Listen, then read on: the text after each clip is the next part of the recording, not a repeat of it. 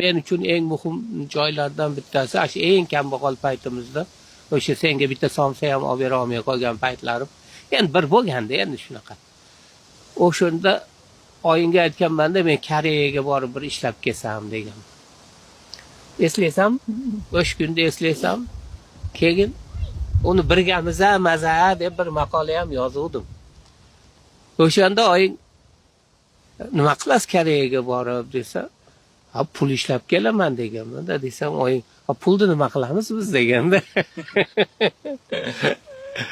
Rosa sharaqlab kulib yuborganmiz ikkalamiz ham. O'zim pulga o'lgudek muhtoj paytimiz, pulni nima qilamiz degan, ya'ni birga bo'lmaydigan bo'lsak, u pulni bizga nima keragi bor? Gap o'zi birinchi navbatda birga bo'lish. Biz afsuski juda ko'p o'rinlarda arzimagan narsani deb to'ydi deb yo bir g'alati bir uy solaman deydimi, bir mashina olaman deydimi, o'shini deb yillab er-xotinlar bir-biridan ayro yashashadi. Holbuki bir umr ijarada yashab o'tsa ham hech narsa qilmaydi. Mashina minish shart emas, velosiped minib qo'ysa ham bo'laveradi. Falondek to'y qilish shart emas, vojib emas, farz emas.